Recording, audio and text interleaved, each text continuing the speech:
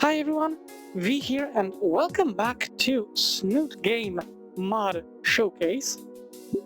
Now, last time we were done with the fishing trip, and now I'm going to go check out Moe Job.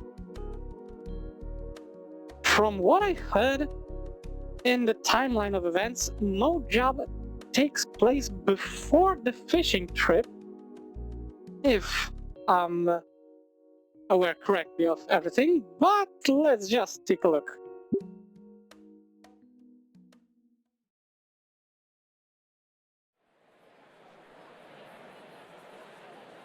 Monday again.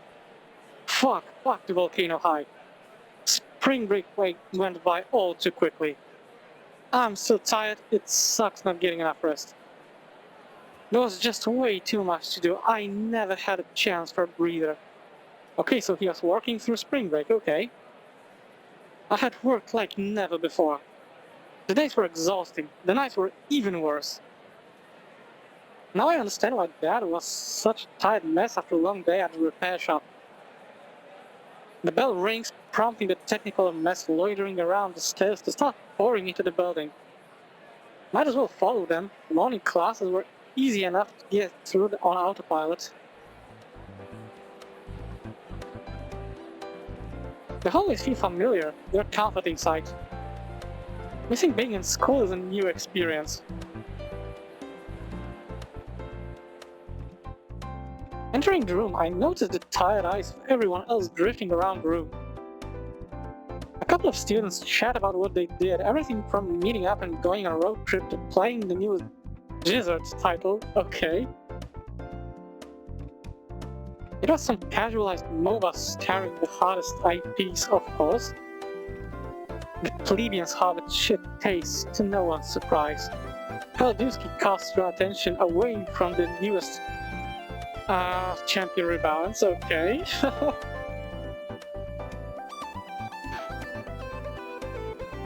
Once he has the class's attention, he starts pointing out pages in the textbook to start reading from as he draws up a diagram on the board.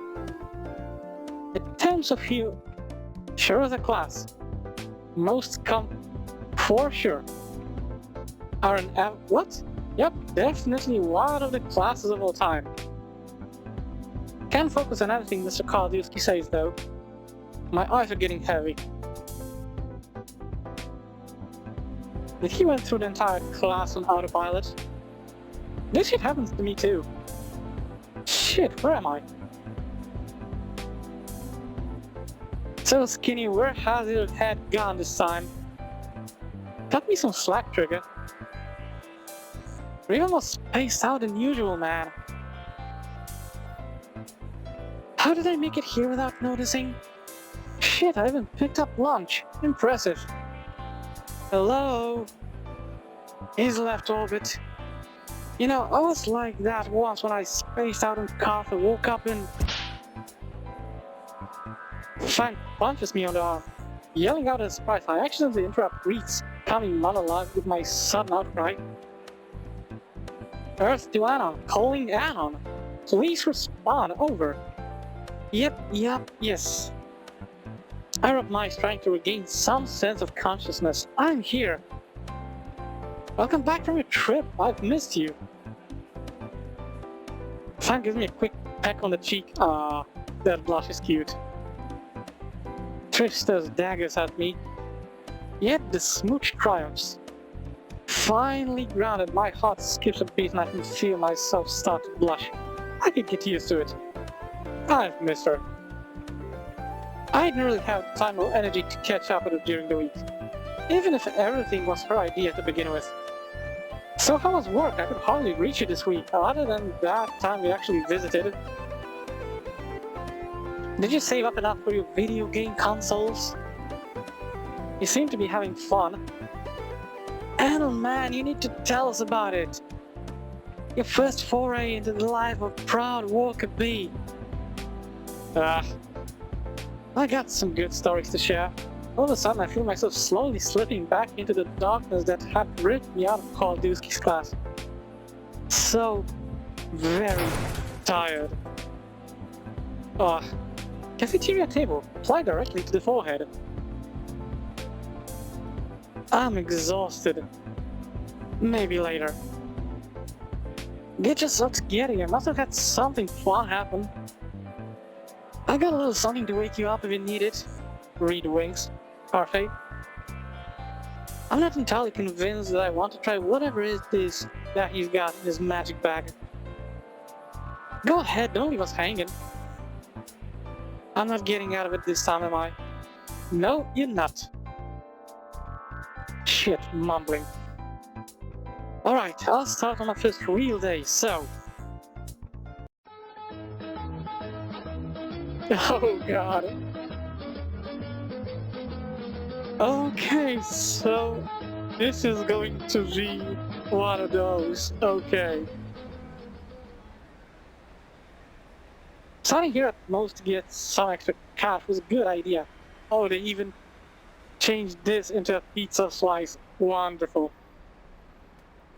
Even if I did fight against it when a Fang asked me to, especially when she told me that they were short-staffed.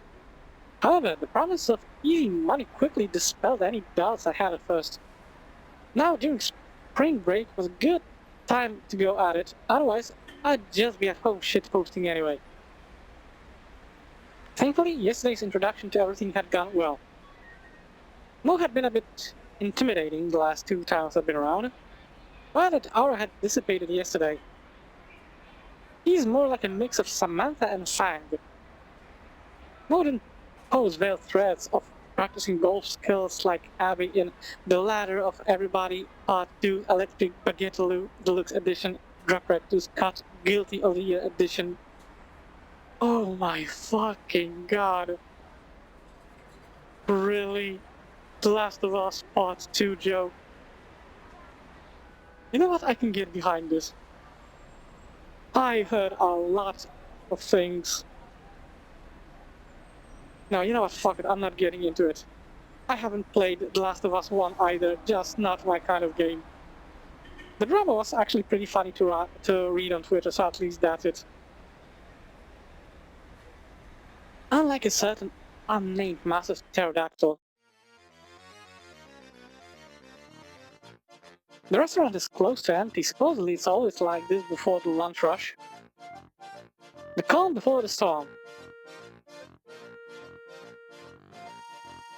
And a lovely funicula.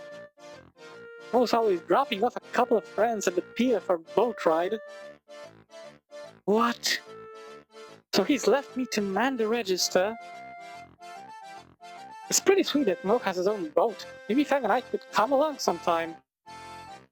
No, I'm getting the idea that this would be extremely dangerous to do so.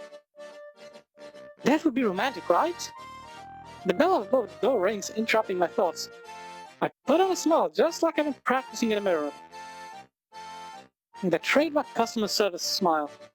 Eyes looking about as dead as my sense of pride. Welcome to Moe's. How can we serve you today? Looking up, I see a familiar sight. In walks the purple menace herself, the queen of triggers. Sup, my trigger? I freeze, it just spilled out of me by instinct. Of course it did. Hopefully none of the other staff were close enough to hear me. Polly and Tawny should be stocking shelves in the back. Lovely. She gives me a look that could kill. Out walks the purple menace herself. So this is how I get fired? Let me one day at work before I blow it? Well, she tries to walk out before being pushed back inside by her siblings as the two storm into Moe's. A gaggle of triceratopses. Yeah, I mean, these guys are cute. A huddle of curly-haired menaces. A horde of kids gone weird and sugar and God knows what. Just like posting on an Australian koala ranching forum in summer. Don't. This is what I have been training for. Feels just like home. Alright, no, don't call them that. Newfound guests, let me get you a table. He caught himself in the last second. I heard him toward a containment table in the corner so as to not bother that gifts too much.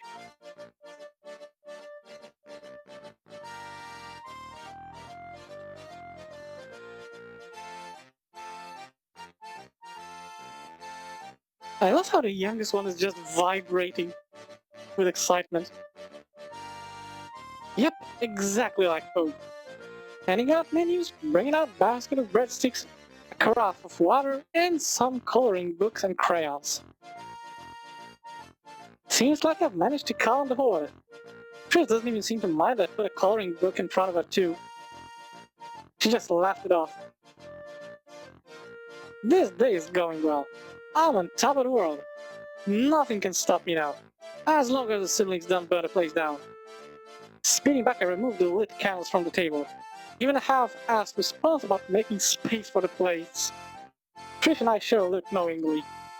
She nods, mouthing a thank you. Alright, time to take some orders. I grabbed a small notepad and pen. Okay. Oh god. Taking my head into the kitchen, I'll find Polly doing a bit of prep work for tonight. Of course. Got a couple of kids just come in, Polly. Alright, I'm gonna get started on some french fries. I haven't taken their orders yet. I'll be right out on to get them. Don't you worry too much, there will always be french fries. The lifeblood of the kids.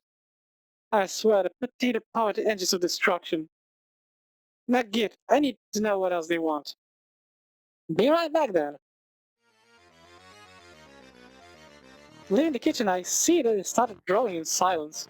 Bait taken. The only thing audible is a slow, moody jazz playing. I swear, every restaurant is a part of a cartel that's distributing the same CD. Moving with grace, I maneuver my way out their table. Alright, can I take your orders? I'll be having the fried chicken with fries, boo. Of course you would. No, on on. What you mean with that, skinny? Dude. Some filter. I mean, of course, I'll fix it. Bolognese. Ah, okay, so she wants a bolognese. It's bolognese, Anna. Make it a veggie too. Bolognese. Cute. One bolognese. Bolognese.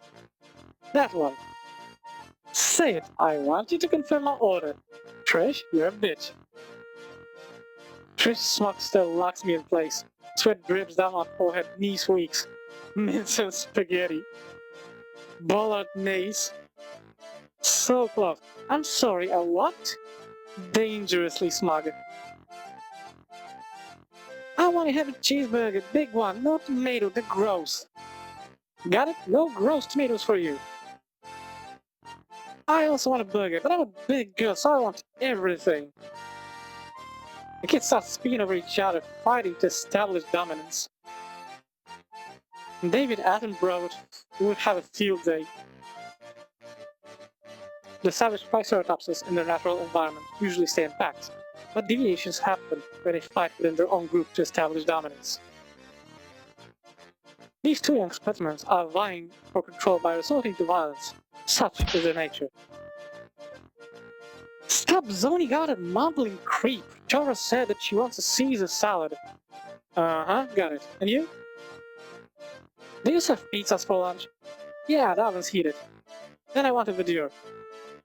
Jotting it down, I realized I haven't taken drinks. What do you want for drinks? Cokes all around, thanks. The query strikes a spark. This is my moment, my time. You son of a bitch, is this going to turn into we are out of Coke? Is Pepsi okay? Because if it is, I'm sorry, we don't have Coke. Is Pepsi fine? You shithead. You absolute fucking shithead. A cacophony of moans and complaints arise from the brood. It's a beautiful melody. You know what? I fucking understand them. Like, I'm sorry. I'm the last one to go into brand wars, but I don't like Pepsi. It feels like it's made with stale water. Yeah, it'll be fine.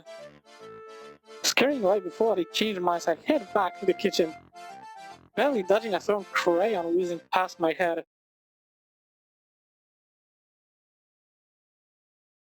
So hey, Aina, was I right or not? Your look tells me all I need to know. Burgers and fries already on the way, what else? Handing him the ticket, he starts zooming around the kitchen at a breakneck speed. It's impressive how well he handles everything in his old age. The acrobatic feats required to reach the uppermost shelf would put most gymnasts to shame. The doorbell rings, signaling another customer entering. Got to go. You better not keep him waiting. Then I had to take a phone call. That's anticlimactic. Strange, I don't remember your phone ringing.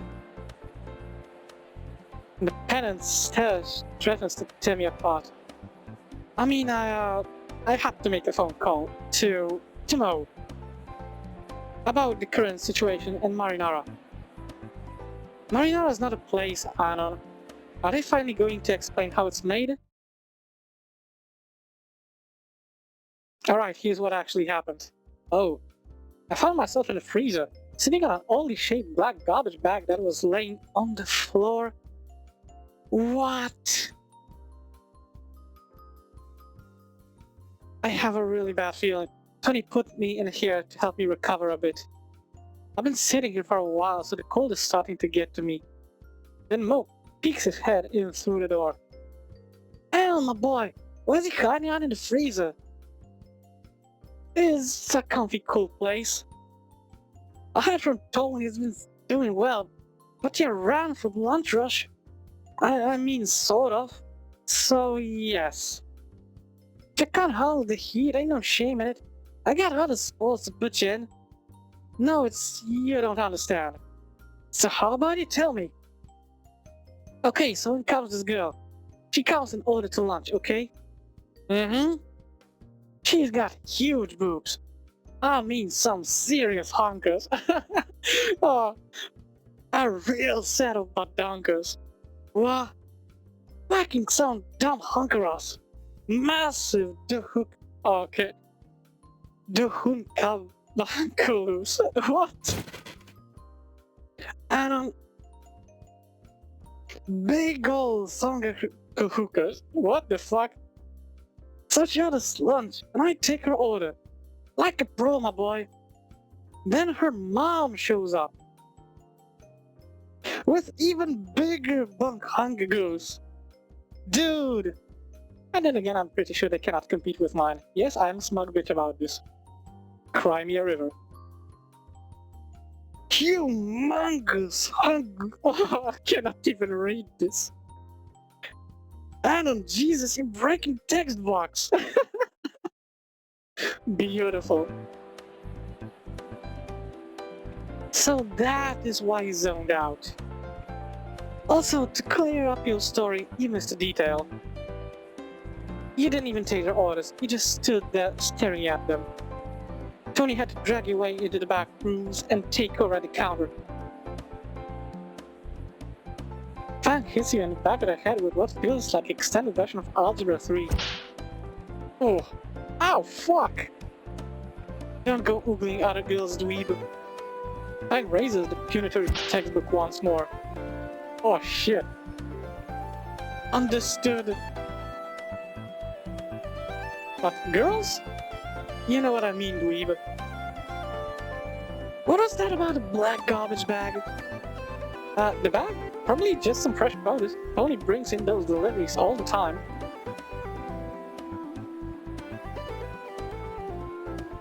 Yeah, the sudden realization here with Trish. Oh yeah, do you want to join up for the open microphone night at Moe's this weekend? The gang looks at each other, locking their eyes for just a short moment before they nod in agreement. Radical, I'm always up for showing off the newest masterpieces. Well, we need some new material too. let's get to work on putting together something during lunch tomorrow. Sounds good itself. Well, that's about time to head off. Not to be a stickler, but I actually enjoyed Jingo's class. Okay. We put away our trays as the gang starts juggling ideas for a new song before shuffling off to music class, and feel my eyes growing tired once more. Being up and moving keeps me awake. Only barely though. Yeah, I've been there, done that. Working on an autopilot is terrible. Jingo has us a worksheet and leaves us to pair up. Reed heads off to just barely finish it so that he can work on the first draft of the new song. I feel some pity for my broken down body and sticks by my side. Or maybe he's just feeling guilty for setting me up with Moe. A few more minutes of shut-eye while Fang takes care of our worksheets would be nice. Not a chance. Nah, you're not sleeping your way through this shit. Okay, let's get down to business then. Actually, looking at the sheet, I start to realize. No, that really is a.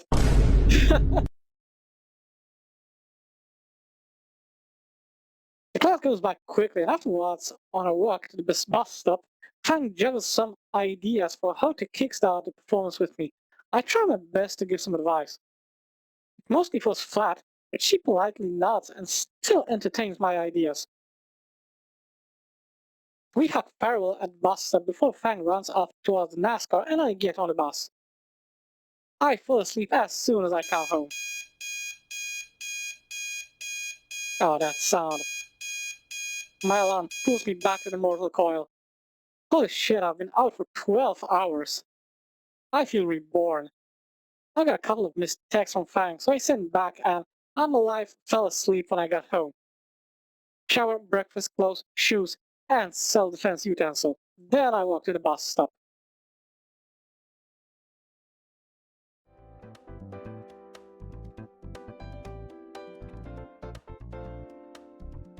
Halfway through the homeroom, I get a text from Fang. Hey, Q-Ball. Hey, Featherbrain. Want to meet on the roof during recess? Sure. Okay. The roof is empty, save for us. Some cigarette butts from the last people that were up here playing hooky are letting off a faint smell of cheap tobacco and tar. The light breeze and distant sounds of students loitering about in the school greens areas are a nice backdrop. Fang and I finally finding a small window to spend some time away from the rest of the band is nice. Fang pulls out her backpack of cigarettes, flicking it to shake out 2 cigarettes, and with one smooth motion she naps one with a snoot and reaches over the pack to me so that I can grab the other one. Oh wait, you had a trashy vape now, didn't you? The pack stops halfway down, each cigarette slowly retreats back to the safety of its brethren. No, I quit. Ha, you had that thing for a few days and already quit? I told you so. Stop buying cheap shit from She Express. Of course. Though I gotta admit, the stuff over there has a ton of really deceiving pictures and shit like that. Though the internet reviews are really funny to read. Moe held up too. You can't take all the credit. Reaching out for the cig before it disappears in the crowd, I find it snatched away by Fang once more right as my fingers are about to grasp it. Nuh-uh. So what happened? I sigh. Are you going to be like this today? Like what? A mischievous grin was spreading out over her face. Like this. I have no idea what you're talking about. Now, what happened to your super cool and healthy little gadget? I don't know, Moe didn't approve? Well, it was a normal night, right after closing. I guess we're about to find out. Another great shit done, kid. Thanks, boss. You really started to shape into something. I'm proud of you. It's weird to hear it out loud. When was the last time someone told me that they were proud of me? That was a long time ago. I'm sorry he's not been getting enough care, kid. Just remember, you're always welcome here now. Damn this mumbling. Uncle Moe's going to be here. Now, time for smoke break. Smoke break? I already took a vape earlier. Nah. A proper smoke break. None of the fancy machines kids are using nowadays. Yeah, then good. So little celebrate in the zoo. Moe insists that we head into his office for a little bit of rest and recreation. Not like I really can't do anything to resist. The man is at least 4 times as big as me. The room is large, but with all the stuff crammed in here, it can barely fit the two of us. Faint smell of cigar smoke and old books hang over us like the ghosts of bosses past. This feels so unlike an office to a pizza place. Really, is the pizzeria just a front for everything that's going on? Wooden blinds cover the windows to the backyard and portraits of pinstripe suit-wearing patriarchs from throughout the ages stare down at us. Moe offers me to have a seat in one of the huge leather armchairs as he opens a cabinet and pulls out a bottle of amber liquid and a pair of cigars. He pulls it up into 2 matching glasses and sets them down in front of us. Then he drops down into the armchair opposite to mine. He then proceeds to use a knife he seems to pull out of nowhere to cut the tips off of the cigars. Says the good shit. He puts one of the cigars into his mouth and pulls out a zipper from his pocket, flicks it open with a click and lights it. Taking a deep drag and savoring the taste, he then lets out a puff of smoke that almost clouds the entire room. I pull out my pink booklet high cat vape pen, aiming to follow suit. Oh my... Okay, Moe shakes his head disapproving as he sees me taking it out. Seeing Moe not smiling is so incredibly cursed. Kid, you better not think of using that bubblegum flavored abomination in this here office. You'd be disrespecting my ancestors. Sorry, boss. Actually, that thing ain't good for you anywho, other than that fake oils and cheap synthetics. Lightning fast, he snatches it from my hand and shreds it with his teeth before letting it fall into the garbage can by his desk. That's cool, only a month's earning from scamming people in RuneScape gone in an instant. It only hurts a little. Moe picks up the other cigar, reaching it out toward me. Here you go. Of course. Actually, that's a cigar. I know it's a cigar. I'm calling Yaf. Now, take it, light it up, pull a puff into your mouth, let it simmer, then breathe it out. That's a very important thing. You do not drag the cigar smoke into your lungs, unless you want to choke yourself to death. Yeah, none of that deep into the lungs kids be doing nowadays. Ruining your bodies is all that it will do. Moe knows what he's talking about. Moe takes up his glass, curses, then calls out for Tony. A few drags later, the familiar face appears at the door. Hey, Tone, I need you to ice Anon here. Tony starts to move his hand over to the back of his pants, reaching for something as his eyes darken. What the fuck? I forgot the ice for the whiskey, it's been a long day. Tony abandons his previous action and returns to his normal, cheerful expression. Right on it, boss. What the fuck? As Tony shuffles away, Moe turns to me once more. So, how's the whole thing with Lucy going? You two getting along well? Were we? It felt right, yet I'm not used to this stuff, relationships. I really like her. Them. Yeah, Lucy's a good lass, as kind as they come. Moe takes a deep swig of whiskey, then stares out into the aether. Don't squander it, kid. They say it's better to love and lose than to never love at all. But losing love ain't held on, that leaves a bad taste in your mouth. He drinks deep once more. So you better push yourself to be your best self, you hear? What does that even mean? I mean, boss. It means you always got a few months left being kids that are in a fancy high school before you're cast out in the real world. You can't expect to be all grown up just from graduating. It's a process. And once again, I'm saying Moe is a fucking gem. That's a really good advice. He stops seemingly thinking deeply about something. Tony shows up at the door. Nat walks up to it. 1 second the doorway is empty, and the next he's there. Gotcha covered, boss. Comes in with an ice tray and a pair of tongs, drops 2 ice cubes in each of our glasses, and leaves as quickly as he came.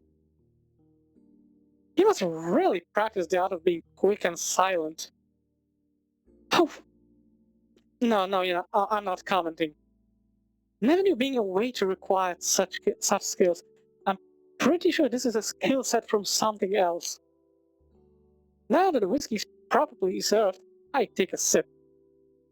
The strong, biting taste immediately reminds me of the time I accidentally sipped on my dad's glass way back when. But I stomach it, letting it swirl around in my mouth as it intermingles with the remaining flavor of the cigar. So, how you like it? I coughed to clear my throat, eliciting a smile from Moe. After the initial shock, it's quite nice. Yeah, it puts a hair on your chest, that's for sure. Then we talk some about the business on how to handle it.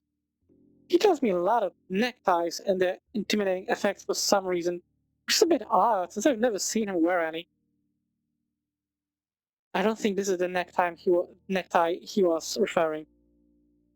Soon enough, we're approaching our 3rd refill of whiskey. So, kid, how are you handling yourself? What could have possibly happened to make you move all the way out here from the last semester? I really don't want to get into it. Got some baggage, eh? Well, as I told you, Uncle Moe's gonna be here for you. Everything you tell me will stay between the two of us. Not even worth to, Moe sighs, dropping down his chair a bit. You can't keep secrets from the one you love, Being honest up front is how you build one of the proper relationships. I never said I loved Fang, but it felt right somehow. Might be the whiskey, might be the talk of relationships and futures, or it might be more. This was probably the closest thing to love I've felt to someone 3D. I'll tell her someday. Don't let it linger for too long, you hear, kid? Yes, boss. That's my boy. Now tell Uncle Moe what's been bothering you. Whiskey loosens my lips, and I end up telling him about everything in between inebriated slurring and explaining some Korean cooking forum lingo. Moe nods, taking it in, interjecting with a few comments every now and again. Only enough I don't feel judged. It's comforting to let it all out to someone, even if it's my boss. This is one of those rare cases where your boss is also actually your friend, and it's heartwarming. After that, I don't remember much except for waking up on a couch in the back rooms with a headache, tucked under a well-worn blanket.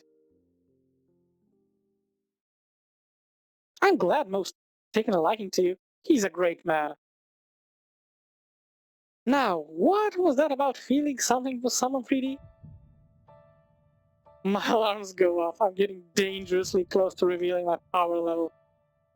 It just means that Come on now, brain, work with me for once. It just means that I really like you. She looks a little bit flustered. Beautiful. Yet she doesn't look disgusted or angered, only happy. This is the time. I take a deep breath, pushing away my fears. This is as good a time as any to say it.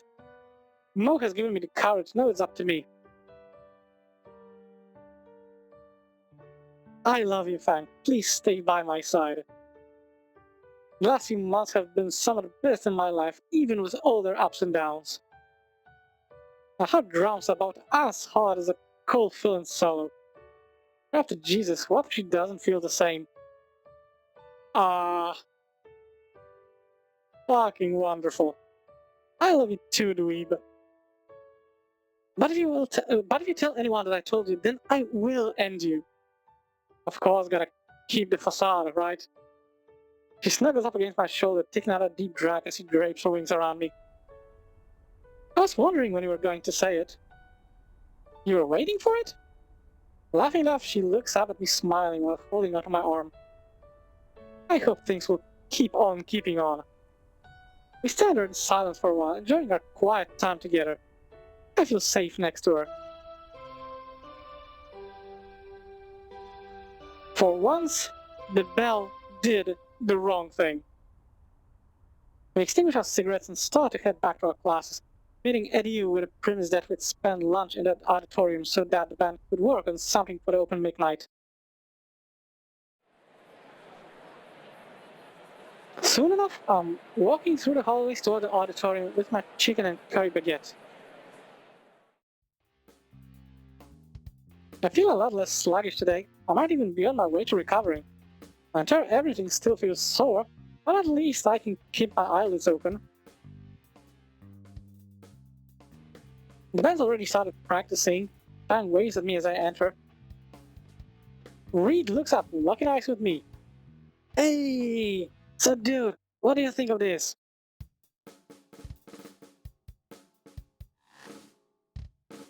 Is he having a seizure?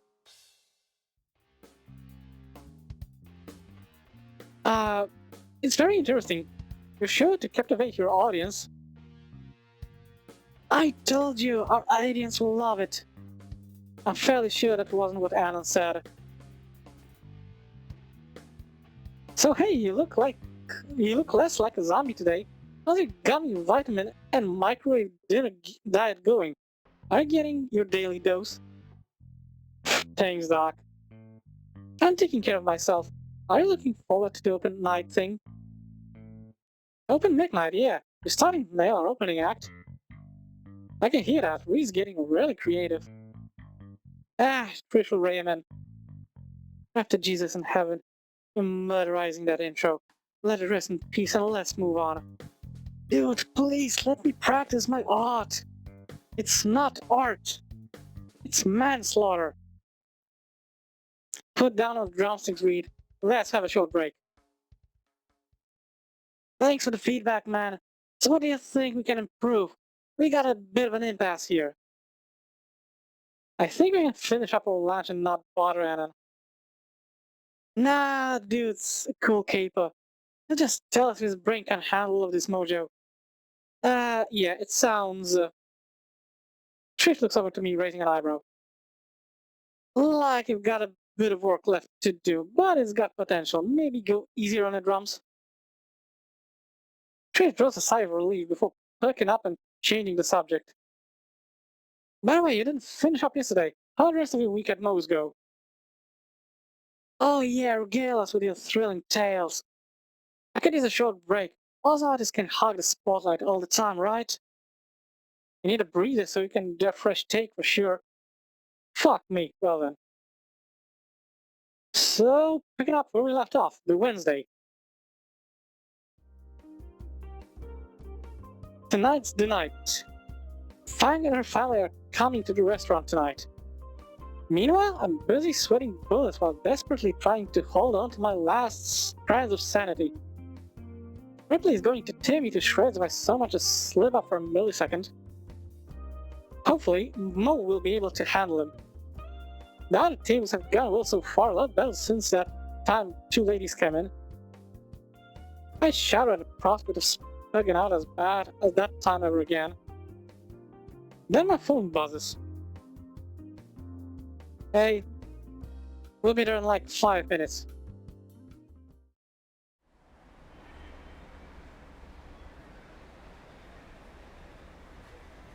Okay, I get everything, but why did Samantha keep on her apron? Alright, Dad, please. Don't embarrass me in there. Be kind to him. I'll treat him like he deserves to be treated. Okay, so that's definitely before the fishing trip. Now, dear, be nice and don't make a scene. The hulking mass of an ultra-protective father grunts disapprovingly. A quick glance from his wife makes him soften up, though. Alright, for the sake of keeping the peace at Moe's. The saccharine sweetheart tugs at her velvet shirt a bit so that he lowers his head and gives him a peck on the cheek. Thank you, dear. Aw, a high-speed camera might have spotted a tiny smile and slight blush, but it's invisible to the naked eye. I can see that the Arons have gathered outside. Fang and her parents seem to be having some sort of argument.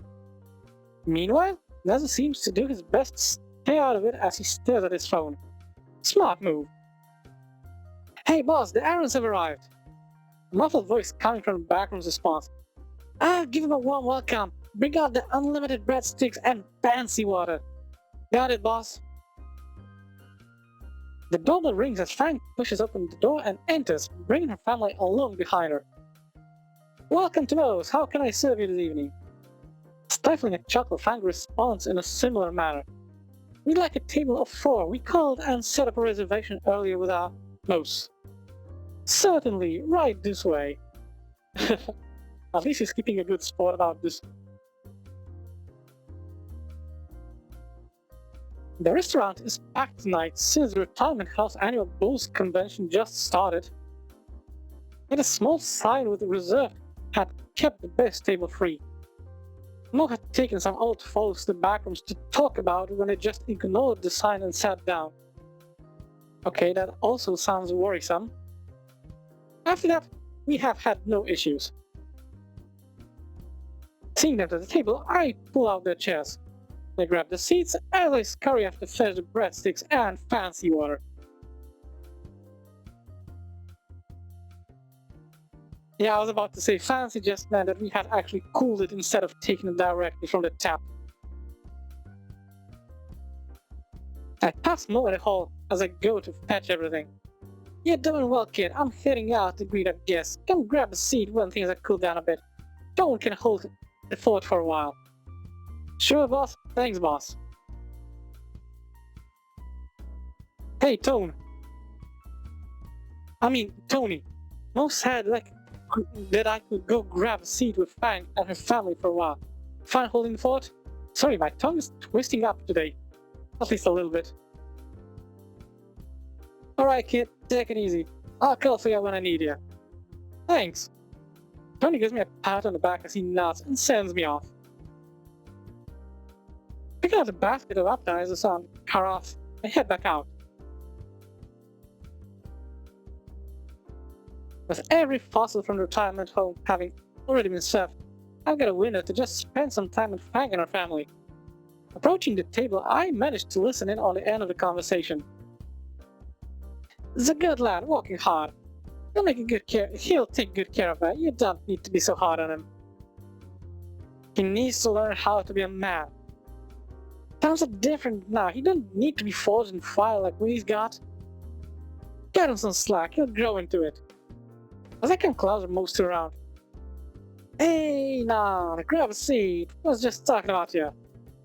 Moe pulls out a vacant chair from a nearby table, nearly scaring the elderly occupants into choking on his spaghetti, then places it in front of me. Putting down the breadsticks and carafe, I grab a seat. So, Anna, how are you liking it here so far? Uncle Moe's great to have around, right? You're flattering me. He's really been helping me through things. I never thought I could fit into wagey life. Wagey? This was a bearable existence. I'm having fun, it's been great. Exhausting, but great. My daughter's boyfriend to waiter. How great, I can't wait to see her future plans. Gripping his glass with his massive fist, I can hear the tension as it starts to crack, while he stares at my neck with malicious intent. Oh, that's not good. Thankfully, Moe puts a hand on his, pushing the glass back down to the table as Ripley loosens his grip. It's a good job, Rip. Don't be so hard on him. We've all put down our time. The kid's got lots of life left to figure it out. I think you're doing great.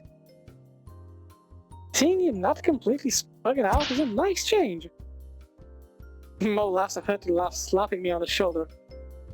If it wasn't for the fact that I was used to it and was bracing myself, I'd be sprawled out over the table, face down and covered in breadsticks and sliced lime. See, Uncle Moe knows how to beat some sense into them. One of these days, you might get one of these on your own. Moe points to the hat. Both he and the gang have all got identical ones. Was it some sort of rite of passage to get your own Gooner hat? Of course. I'm looking forward to it. I'll do my best, boss. Why'd you pick up talking like that? It's all part of the work, Lucy. All part of being on the zero team. Lord have mercy. Forget about it. Of course. Don't you worry too much, little Lucy. I'll take good care of your boyfriend. Fang turns away with an embarrassed look on her face, muttering something inaudible. So what are your actual plans or after graduation? Ooh, that was a fucking bomb. Everyone stops to look at me. Time slows to crawl. Their expectations are enormous. My heart is put on the scale for judgment. Shitposting and drifting around in society without drawing attention to myself wouldn't cut it as an answer. Is that still what I want to do with my life? Meeting the gang, getting to know them, being part of something, finding Fang, has been changing me into something new. I don't know what I want to do. I don't know what I want to do, but I like doing this. Moe looks at me with a glint in his eye. I'm good at this. That's... Ripley looks scrutinizingly at me, but Samantha gives him a stern glance, making him ease off for the moment. A good answer. You've grown up more than I thought. Ripley puts a hand on my shoulder reassuringly, though his forced smile tells me that there's a risk that he would collapse my upper torso with just one hand had Samantha and Moe not been there. What did I tell you, Rip? Moe once again pulls Ripley off me. Get the kid some slack. All of a sudden, Moe's got sharpness in his eye that I haven't seen before. Ripley shrinks, rests his arm on the table, and returns to looking at the menu. Okay, that's a little weird dynamic, actually. The small talk resumes. I get back into talking with Fang and Nazra about what they have been up to while Moe chats up Samantha. Ripley sits in silence for a while before he too returns to talking to Moe, as if I'm not even there. Fang tells me that she's been relaxing and writing songs, and Reed and Trish were so busy that they haven't really been hanging out all together. Nazar's been working on his ride. He had ordered some parts by mail that Ripley helped him install. The evening passes, and all too soon Tony comes asking for me to aid him with the bills and cleaning of the tables, so Moe shoos me off. Fang shoots me a thumbs up and a wink. Go get him. Bada bing, bada boom. Fang's smile quickly fails. Hey, once again, I'm sorry. Fang's smile quickly fades away as her eyes narrow and I walk away chuckling. Cleanup is routine by now. Helping the fossils with the checks doesn't take much time at all. Bringing the dishes out to the kitchen or police loading the dishwasher goes quickly. Moe calls me back out to the restaurant. The errands are just about to leave. We say our goodbyes, then Fang leans in for a quick kiss. A stern glare from Ripley makes me lean out, perfect dodging it. The slow motion boost I give gives me time to run off in the kitchen before he can get his hands on me. Unfortunately. Swooshing past Tony, dragging a heavy bundle through the hall, I meet Polly in the kitchen and help him finish up the last dishes. Once again, there's something really odd happening here. Moe is out in the restaurant, eyeing through the bills and counting the register. Hey kid, come out the kitchen, I'll show you a thing or two. On my way, boss. Hanging up my apron on the hook by the swing nose, I come back out into the restaurant. Here, let me show you how we finish up a day.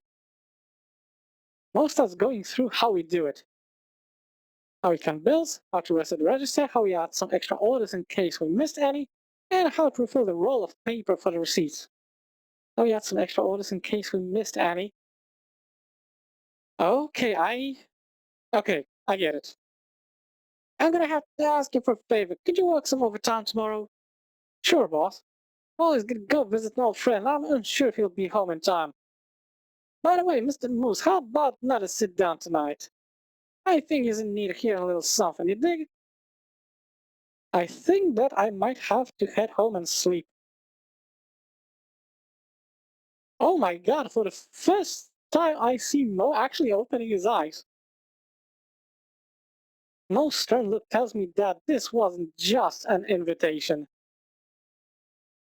Sleep can wait, I'd love to stay a while. That's my boy right there. Finishing up the rest and saying goodnight to Tony and Polly as they leave, we head into the office once again. The same chairs, the same whiskey, and the same brand of cigars. I'm a bit worried about what would happen if I pull out a cigarette at this point, and I have no intention of finding out. So, my boy, I see is worried about Big Daddy Rip there, ain't ya? I need to answer. I know he's a bit terrifying, always trying to put up a facade of being a real hardboiled type. He's just protective of his little girl. You should have seen how he treated Trish when she started to pour them their bad thoughts into poor Lucy's head. Anyway, my point is, get to know him, show him you're a proper man, ready to care for his little girl. But you're just not there to get a piece of that chair, well, you know. Of that, I am very well aware. All of a sudden, the room feels very hot. Arms weak, palms are sweaty. I'm rattling my glass so that ice cubes are clattering against the edges. Ah, my boy, there's nothing to be ashamed of. Just get to show him you mean more than that, too. You gotta show you'll take care of his baby. Put it in your best side. Taking a drag of the cigar, I feel the whiskey start to cool my nerves a bit. I could handle this. Show Moe that I'm serious. I want to put in my best side for Ripley's baby girl. I best want to put a baby in his girl. Oh, wonderful. Think again, man. Think again. At this point, it's not a slip. It's a Freudian fall into Grand Canyon. Moe almost swallowed his cigar in surprise. I mean that I'll take care of her, that I'll take care of his baby. Hmm. Hmm. Hmm. Then he cracks up and starts laughing heartily. Anna, my lad, you need to work in this phrasing of yours. Mo reaches over, punching my shoulder, to which I brace myself just enough to not have me and the chick go careening off into the distance. Yet the whiskey doesn't dull my senses enough to make up for the pain. Choking back tears and try and sit still. Ah, no need to get teary-eyed, kid. Don't be so uptight. No need to worry about it too much. Suddenly looking serious, he looks at me with a cold, calculating stare. And if you ever get in trouble, know that Uncle Moe's right here for you. Leaning back, he returns to his normal chill-for mannerism. Some advice: see if you can go out bowling or fishing, or Rip loves to get out and do something physical. Between you and me, he brags lots about them their golf swings of it, but the man could never finish below par for as long as I know him. So I should go bowling with him? Ain't that a great idea? Show him you mean business. That you want to give him your all, put your best foot forward. If it counts that, Uncle Moe's gonna join you too. Looking down on my glass and at the half-smoked cigar in my hand, I feel odd. It feels odd to have someone care for me like this. You gotta stop that mumbling, kid. And don't you worry too much about it. He's been aching for a good father figure, and no one's better than me at whipping some shape into kids like you. Thanks, boss. But this once you can call me Uncle Kid. Thanks, Uncle Moe. Ah, that's heartwarming, really. As I said, Moe is a gem. Yes, very welcome, kid. Now smoke up, finish that glass of yours, then we'll close up and head home. Finish the glass, letting the alcohol dull my worries. The last inch of the stoogie takes great as it mixes with the remaining flavor of the whiskey that's still lingering about. I've grown fond of these. It's going to be an expensive habit if I keep it up. We pack up and head out, locking the door behind us. Mo gives me a hug before I walk off towards a bus stop. After that, it's a blur. All of a sudden, I'm just at home. My bed welcomes me with open arms. That's what tiredness does to you. I wake up the following morning when the sun shines into my blinds, stabbing me in my sore eyes. I curse and look at my phone, but it's dead. I forgot to plug it in when I got home. In cold sweat, I put it on charge as I rush to put my clothes back on and toast a slice of bread. I run out of my apartment building with a slice of toast in my mouth like a schoolgirl running late to class. Okay, I understood that one. Being late to work in my first week would make a terrible impression. Thankfully, I make it with a few minutes to spare. It turns out to be a busy day today. I barely have time to clean the table before the next set of guests arrive. I just got finished wiping off one of the larger tables when I hear Moe call for me. Hey kid, he's running behind. Got a table 12's order, I'll get Tone on table cleaning duty. Okay boss, you got it boss.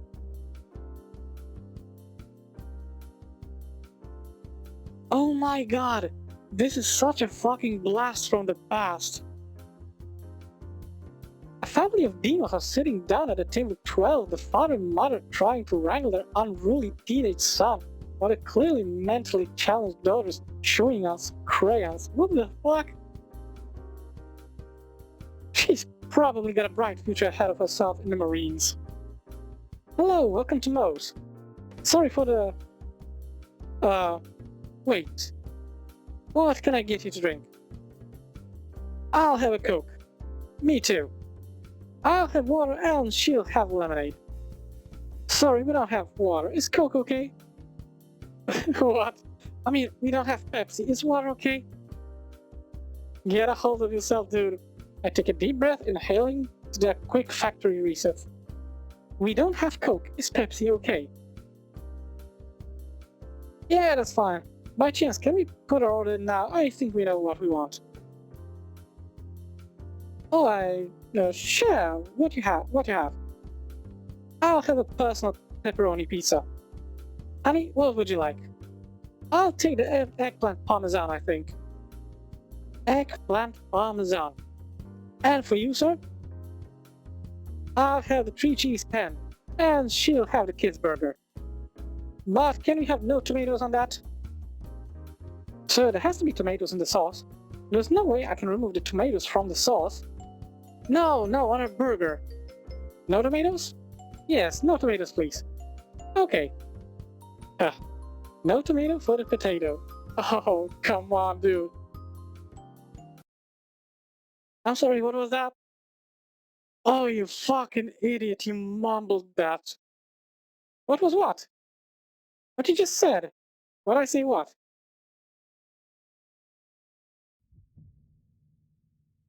How did you know that's her nickname? Her what? I look over to the teenager sitting ever so collected. A drop of sweat rolls down his cheek, revealing otherwise. Yes, those little nickname he gives her. Isn't that right, Dolphy? At the mere mention of his name, he snaps to attention. Oh, our eyes lock. A moment of solidarity between two strangers who, in a moment, stand together as brothers. Brothers together in arms, who if one falls, so shall the other. It's a common name from my home country of Italy. Bullet dust. Well done, Ghost Rider. Italy, huh? Can't say I've ever heard of Italy. Where's that located? Play it cool, use that solid B+ grade in geography. Southern Europe? Oh? Very nice. Like it's east of Spain, I think. Don't overdo it. Spain? What? I mean, Mexicans speak Spanish, but there's no Spain. It's just a language. Oh. Well, wait, no, I believe Spain is an actual country. You need to keep course smooth, land this sucker down. Right next to Atlantis. Dude. And you crashed it, dumbass. Dad, man, I'm hungry. Say through teamwork, mistakes into miracles. Good God. You called the kid a... Hang on. What the fuck is wrong with you? No, I didn't. I call her a potato. That's not any better. Vegetables are considerably better than robots. For fuck's sake, dude! Wait. Oh yeah, that one time.